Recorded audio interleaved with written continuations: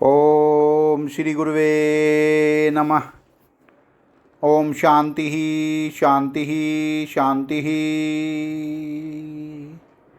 प्रणाम भगवान।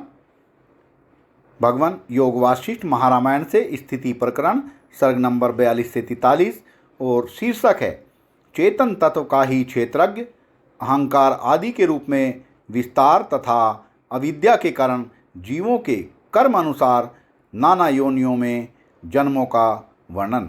सत्संग लेते हैं। भगवान श्री वशिष्ठ जी कहते हैं, महाबाहो श्री राम, विभिन्न कल्पनाओं द्वारा ही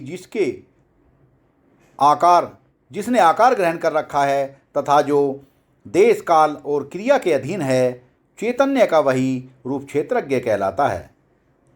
क्षेत्र कहते हैं शरीर को, और बाहर और भीतर से वह पूर्णतया जानता है, इसलिए क्षेत्रज्ञ कहलाता है। क्षेत्रज्ञ ही वासना का संकलन करके अहंकार भाव को प्राप्त होता है। अहंकार ही निश्चयात्मक वृत्ति से युक्त होकर जब निर्णायक एवं विभिन्न कल्पनाओं से युक्त होता है, तब उसे बुद्धि कहते हैं। संकल्पयुक्त बुद्धि ही मन का स्थान ग्रहण करती है तथा घनीभूत विकल्पों से युक्त मन ही धीरे धीरे इंद्रिय भाव को प्राप्त होता है। विद्वान पुरुष इंद्रियों को ही हाथ पैर आदि से युक्त शरीर मानते हैं। वह शरीर लोक में सभी के अनुभव में आता है, उत्पन्न होता है और जीवित रहता है।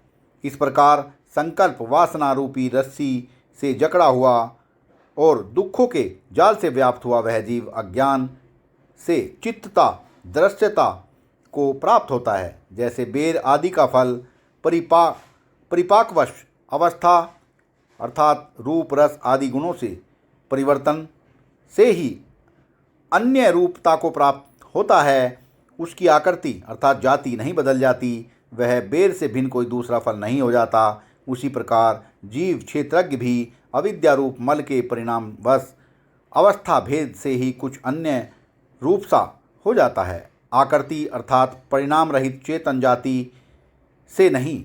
तात्पर्य यह है कि अहंकार बुद्धि मन इंद्रिय शरीर के संघात रूप अनात्म वस्तु में वह आत्म अभिमान कर लेता है, किंतु वास्तव में उसका स्वरूप चेतन ही है। इस प्रकार जीव अहंकार भाव को प्राप्त होता है। अहंकार बुद्धि में परिणित होता है और बुद्धि संकल्पों के समूह से व्याप्त मन का स्वरूप धारण करती है। फिर संकल्प में मन नाना प्रकार के शरीरों को धारण करने में संलग्न होता है। जैसे गौएं मदमस्त सांड के पीछे दौड़ती हैं और जैसे नदियाँ समुद्र की ओर भाग जाती हैं, उसी प्रकार इच्छा आदि शक्तियाँ मन का अनुसरण करती हैं, जिसके काम क्रोध लोभ मोह आदि दोषों की ही वृद्धि होती है। इस प्रकार इच्छा द्वेष आदि शक्तियों के बाहुल्य से युक्त मन शाखा प्रशाखा रूप से अभिमान की वृद्धि होने के कारण घनीभूत अहंकार भाव को प्राप्त हो रेशम के कीड़े की भांति स्वेच्छा से ही बंधन को प्राप्त होता है। जैसे पक्षी स्वयं ही अपने शरीर को जाल आदि फंदों में फंसाकर कष्टकारी बंधन में डालते और पछताते हैं, उसी तरह मन अपने संकल्पों के अनुसंधान से स्वयं ही दुखदायी बंधन में पड़कर इस लोक में संतप्त होता है। जैसे पक्षी समुद्र में गिरा हो, उसी तरह मन घोर दुख के महासागर में पड़ा हुआ है।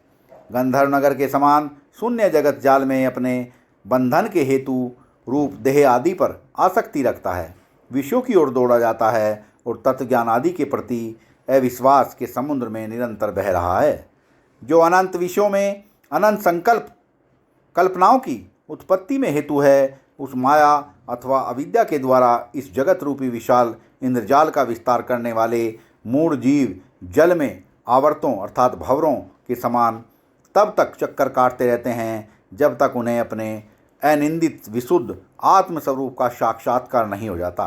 किंतु जब वे साधन करते करते काल पाकर आत्मा का साक्षात्कार करके असत्य को त्याग कर सत्य ज्ञान को अपनाते हैं, तब परम पद को प्राप्त होकर फिर इस संसार में जन्म नहीं लेते।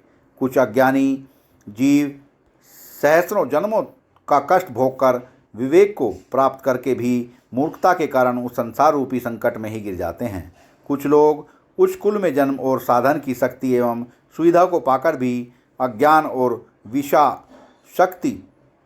विषयाशक्ति के कारण अपनी तुच्छ बुद्धि से ही पुनः त्रियग योनियों को प्राप्त होते हैं और त्रिगयोनि से नरकों में भी गिरते हैं।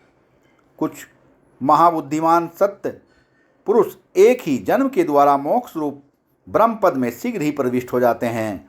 श्री राम कितने ही जीव समूह त्रियग योनियों में जन्म लेते हैं, कितने ही देव योनियों को प्राप्त होते हैं, कितने ही नाग योनियों को प्राप्त करते हैं। जैसे यह जगत विशाल दिखाई देता है, वैसे ही अनन्याय जगत भी हैं, थे और भविष्य में भी बहुत से होंगे। इस ब्रह्मांड में लोग जिस व्यवहार से रहते हैं उसी व्यवहार से अन्य ब्रह्मांडों में भी रहते हैं, केवल उनकी आकृतियों में अंतर या विलक्षणता होती है। जैसे नदी की लहरें परस्पर टकराने से परिवर्तित होती रहती हैं, उसी प्रकार विभिन्न सृष्टियाँ अपने सात्विक, राजस और स्वभाववश परस्पर संघर्ष के कारण बदलती रहती हैं।